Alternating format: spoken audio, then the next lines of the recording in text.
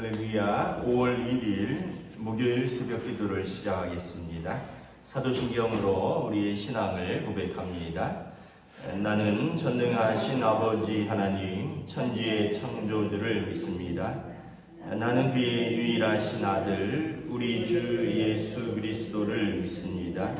그는 성령으로 잉태되어 동정녀 마리아에게서 나시고 본디오 빌라도에게 고난을 받아 십자가에 못 박혀 죽으시고 장사된 지 사흘 만에 죽은 자 가운데서 다시 살아나셨으며 하늘에 오르시어 전능하신 아버지 하나님 우편에 앉아 계시다가 거기로부터 살아있는 자와 죽은 자를 심판하러 오십니다. 나는 성령을 믿으며 거룩한 공교회와 성도의 교제와 죄를 용서받는 것과 몸의 부활과 영생을 믿습니다. 아멘. 찬송가 204장 찬양하시겠습니다. 찬송가 204장입니다.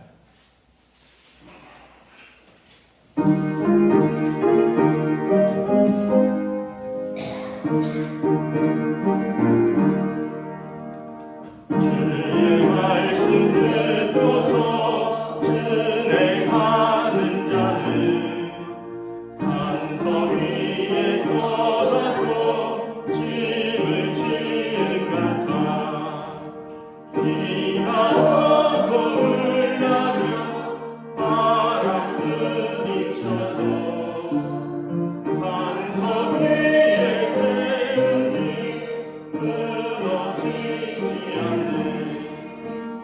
잘 짓고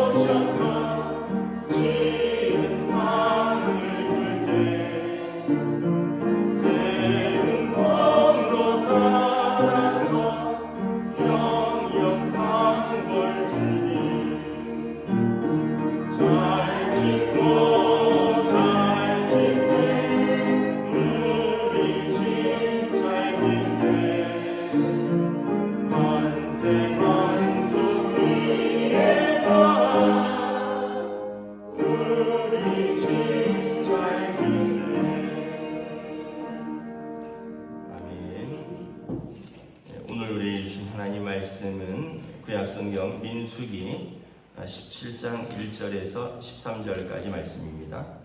민수기 17장 1절에서 13절까지 말씀입니다.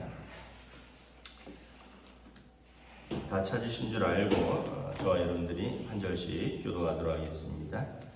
민수기 17장 1절에서 13절입니다.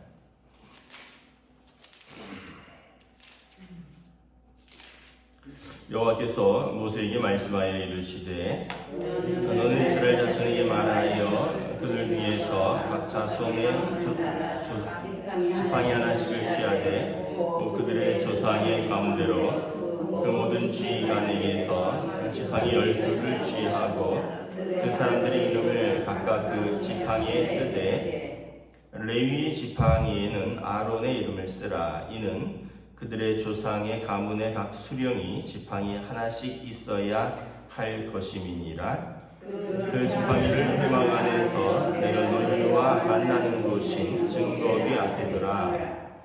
내가 택한 자의 지팡이에는 싹이 나리니 이것으로 이스라엘 자손이 너희에게 대하여 원망하는 말을 내 앞에서 그치게 하리라. 모세가 이스라엘 자손에게 말하매 그들의 지휘관들이 각 지파대로 지팡이 하나씩을 그에게 주었으니 그 지팡이가 모두 12이라. 그중에 아론의 지팡이가 있었더라. 모세가 그 지팡이들을 증거의 장막 안 여호와 앞에 두었더라. 이튿날 모세가 증거의 장막에 들어가 본즉 레위 집을 위하여 낸 아론의 지팡이에 구미도 순이 나고 꽃이 피어서 살구 열매가 열렸더라. 모세가 그 지팡이 전부를 여호와 앞에서 이스라엘 모든 자손에게로 가져오매 그들이 보고 각각 자기 지팡이를 집어들었더라. 여호와께서 또 모세에게 이르시되 아론의 지팡이는 증거궤 앞으로 도로 가져다가 거기 간직하여 반역한 자에 대한 소중히 되게 하여 그들로 내게 대한 원망을 그치고 죽지 않게 할지니라. 모세가 곧 그같이 하되 여호와께서 자기에게 명령하신 대로 하였더라. 이스라엘 자손이 모세에게 말하여 이르되 보소서 우리는 고치게 되었나이다. 망하게 되었나이다. 다 망하게 되었나이다. 가까이 나아가는 자 곧 여호와의 성막에 가까이 나가는 자마다 다 죽사오니 우리가 다 망하여야 하리까. 아멘. 할렐루야. 5월달 또 새로운 한 달 첫날을 맞이합니다. 하나님께서 5월에도 은혜와 평강으로 함께해 주시기를 축복합니다. 저는 제주도 컨퍼런스를 월화수 잘 다녀왔습니다. 또 성도들 기도해 주셔서 건강하게 잘 다녀와서 감사드립니다. 이 민수기 이제 16장, 17장 내용은 그 레위 지파의 이제 후손들이 왜 모세와 아론만 우리의 지도자 같으냐라는 거죠. 우리는 그런 자격이 없냐. 그래서 그 레위의 아들들 중에서 이 손자 중에 고핫의 손자가 이제 그 루벤 지파의 그 아들들하고 250명이 당을 짓습니다. 이 루벤 지파는 원래 장남인데요. 창세기에 보면 아버지 야곱으로부터 장자의 지위를 박탈당합니다. 이유는 그 루벤이 젊은 그 어머니의 여종, 그러니까 다시 말하면 그 어머니의 종이지만 아버지에게는 첩입니다. 이제 그 젊은 여종과 서모와 간통을 하였기 때문에 루벤은 장자의 직위를 아버지로부터 박탈당합니다. 그러다 보니까 이 좀 불만이 있었던 것 같아요. 고핫의 손자 고라와 루벤의 자손 중에 다단과 아비람과 온이 당을 지었다. 그래서 250명이 일어나서 모세를 거슬렀다 했죠. 그러면서 모세와 아론에게 너희가 분수에 지나도다. 회중이 다 각각 거룩한데 너희가 어찌하여 여호와의 총회 앞에서 스스로 높이느냐. 그러면서 우리도 레위 지파고 우리도 조상이 레위인데 왜 아론은 대제사장이고 그의 아들들은 제사장이냐. 그리고 고라라 그랬거든요. 고라 자손은 어떤 일을 하냐 하면 레위 지파로서 성가대입니다. 성가대. 그 시편에 보면 고라 자손의 시가 굉장히 많이 나옵니다. 그래서 그러니까 예를 들면 이런 거죠. 자기들은 그냥 성가대인데 아론의 아들들은 제사를 집례를 하니까 야 우리 올라가면 조상은 똑같은데 증조니까 뭐 뭐 이렇게 할아버지로 가면 똑같은데 이게 뭐냐? 왜 다 거룩한데 너희만 온 회중 가운데서 스스로 높이느냐? 그래서 모세가 그 자기 형 아론과 그의 아들에게 좀 특혜를 준 것이 아니냐, 친족이라고 그렇게 이야기를 했고, 또 자기들만 이렇게 나아가면 시기하는 것 같으니까 루벤 지파의 사람들을 끌어들입니다. 루벤 지파는 아까 말했듯이 원래 장자였는데 요셉 지파에게 장자의 지위를 내어주었습니다. 그러니까 이제 자기 조상의 죄는 생각하지 않고, 우리가 장자인데 실질적으로 장자의 노릇도 못하고 있고, 그러니까 레위 지파랑 아마 좀 뜻이 맞았던 것 같아요. 그래서 250명이 당을 지어서 모세와 아론을 대적하였다라는 거죠. 그래서 뭐 오라수 내용을 아셨겠지만 그들에게 그 화로를 가져와라. 그래서 하나님께서 어느 부를 받으시는지 한번 보자. 그런 과정을 거쳤고요. 오늘 본문에서는 이제 너희 각 지파가 다 자기 역할이 있는데 너희가 제사장 지파가 되고 싶다면 하나님께서 어떤 사람을 제사장으로 세우셨는지, 대제사장으로 세우셨는지 알아보자라는 거예요. 그래서 17장에 각자 자기 모든 그 12지파의 수령들이 지팡이 하나씩을 가져오고 그 지팡이에 자기 조상의 이름을 써라. 그리고 레위 지파는 아론의 이름을 써라. 그래갖고 이 12지파가 이제 지팡이를 가져옵니다. 지팡이 아시죠? 지팡이 나무를 꺾어서 다듬어서 만든 겁니다. 마른 나무까지입니다. 이 나무까지는 말 그대로 사람의 보행을 돕는 용도이지 이거를 심는다고 이게 뭐 나무가 다시 살아있고 여기서 열매를 맺고 꽃이 피는 건 불가능한 것입니다. 그런데 하나님께서 어느 지파를 또 세우셨는지를 한번 보자. 그래갖고 지팡이에 이름을 다 씁니다. 12개를 4절에 보면 회막 안 증거궤 앞에 가져옵니다. 증거궤는 언약궤죠. 증거궤 언약궤, 법궤라고도, 법궤를 넣은 십계명을 넣은 그 증거의 궤입니다. 거기 앞에다가 지성소 안에 두라는 거예요. 그리고 이제 오늘 본문에 보면 6절에 모세가 이걸 다 받아갖고 이제 12개의 지팡이를 증거궤 앞에 두었습니다. 그리고 8절에 보면 다음 날 장막에 들어가서 보니까 놀랍게 아론의 지팡이에 움이 돋고 순이 나고 꽃이 피어서 살구 열매가 열렸더라.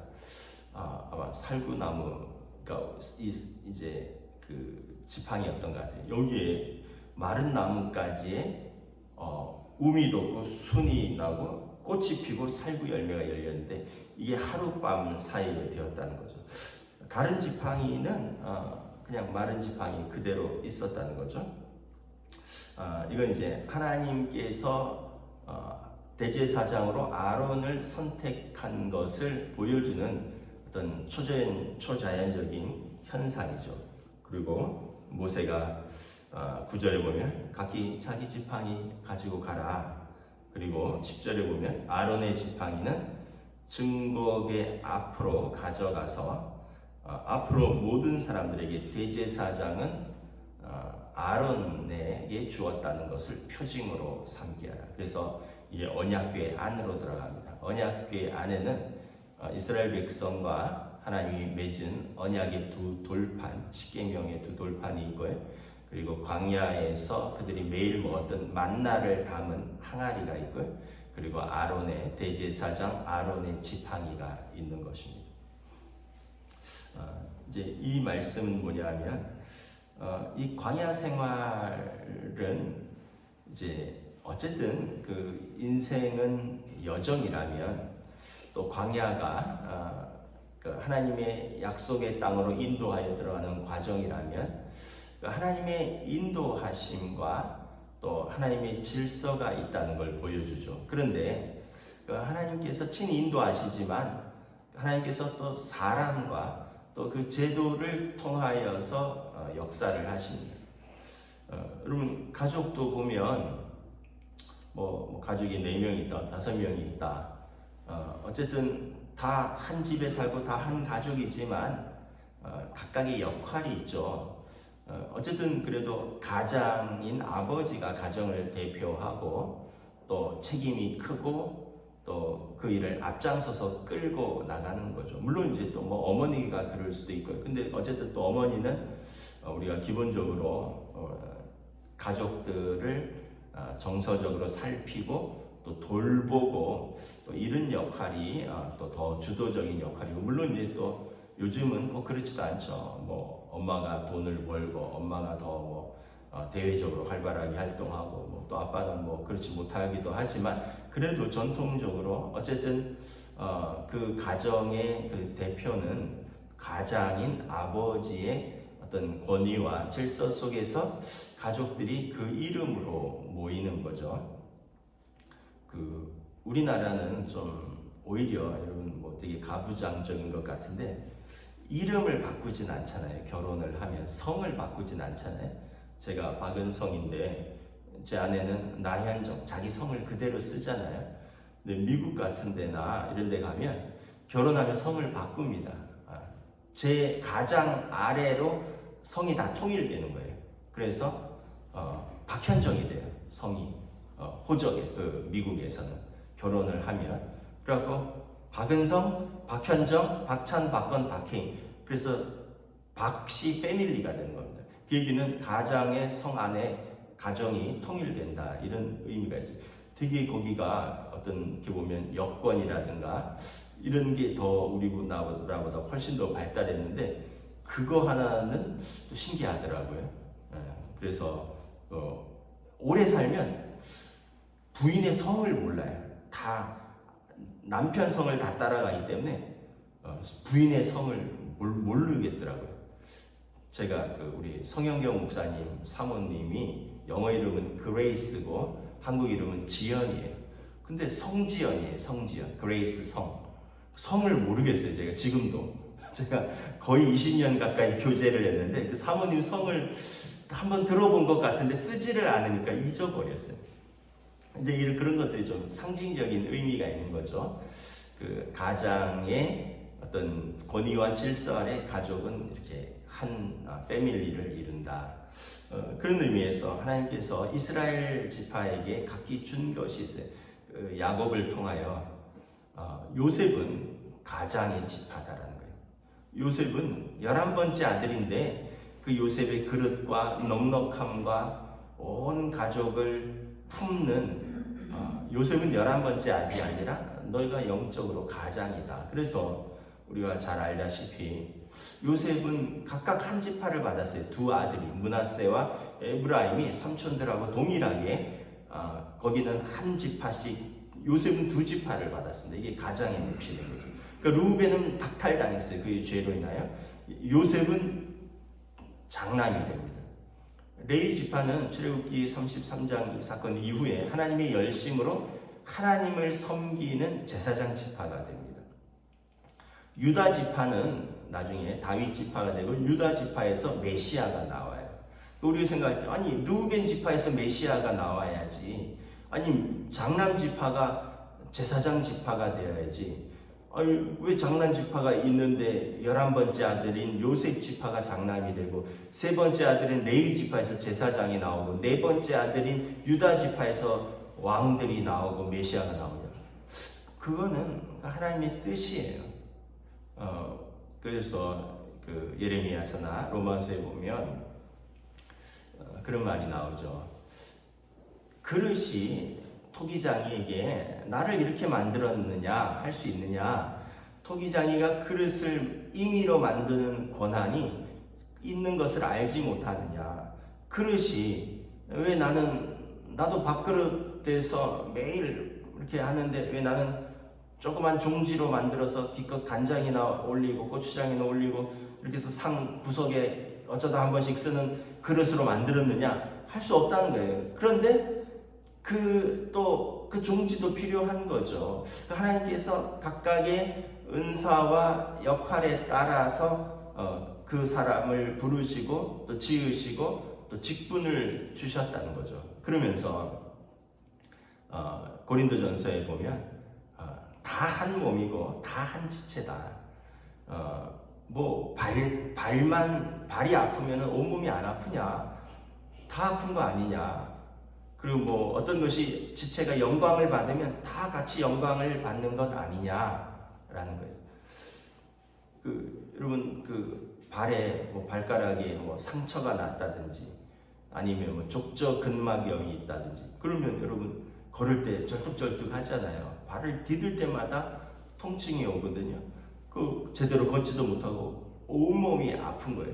야, 발을 보이지도 않는데 아픈 척 그만해. 야야 엄살 부리지 말고 씩씩하게 내디뎌. 이럴 수가 없어요. 발이 아프면 온몸이 아픈 거예요.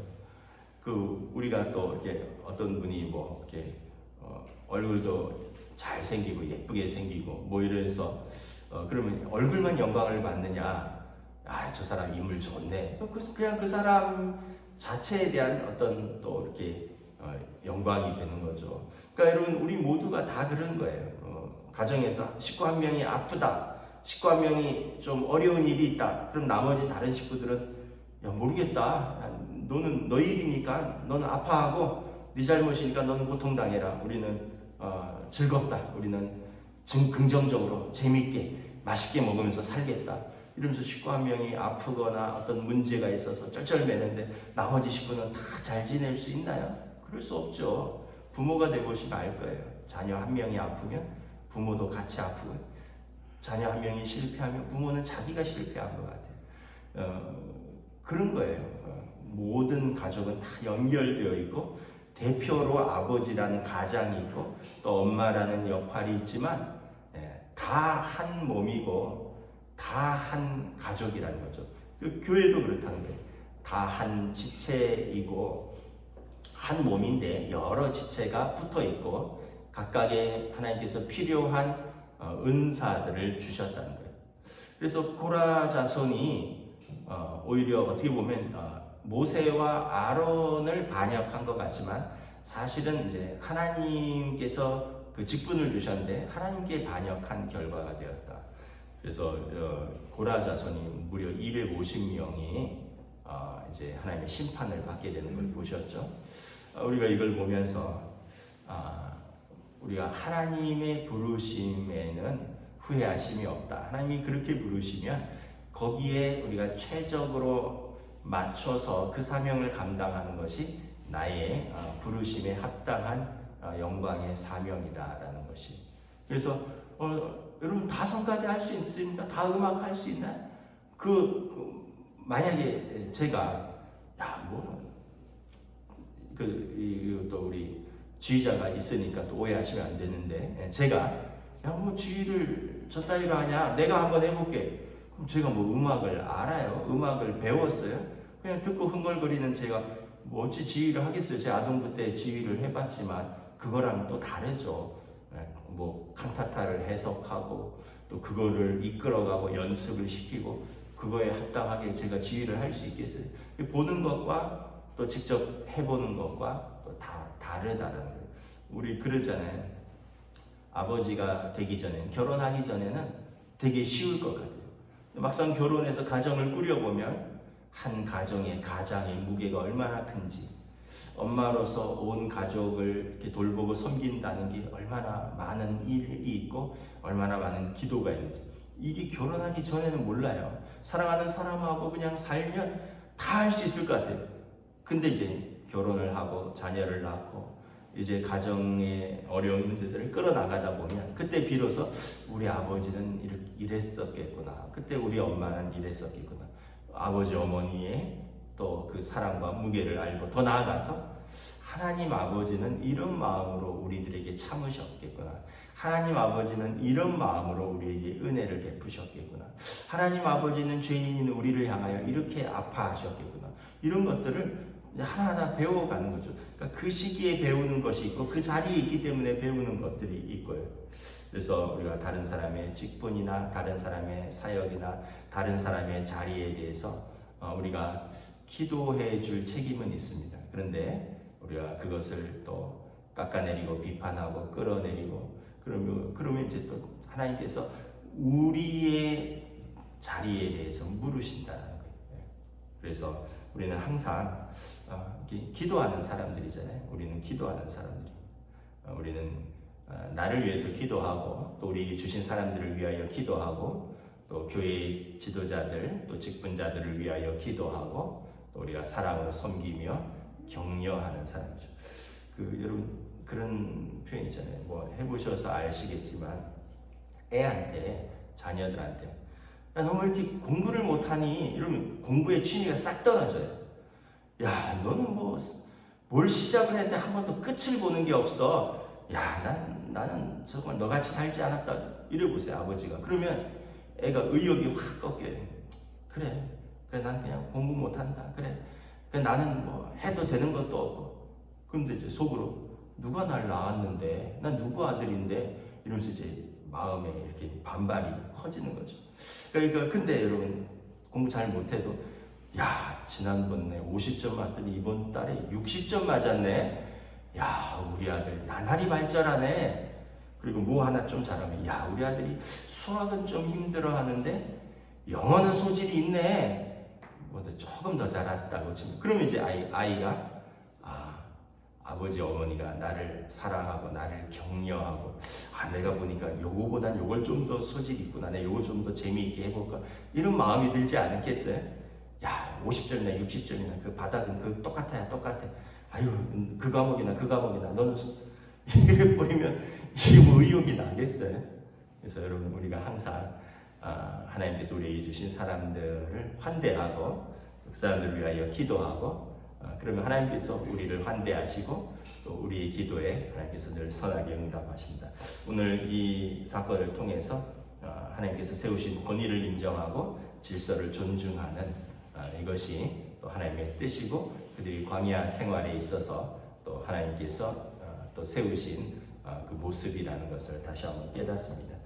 오늘도 우리는 또 항상 어떤 지도자의 위치에 있어요. 여러분들 가정에서 또 여러분들이 또 기도하는 믿음의 지도자이고 또 여러분들의 가정을 하나님 앞에서 사랑과 또 사명으로 끌고 가는 지도자입니다.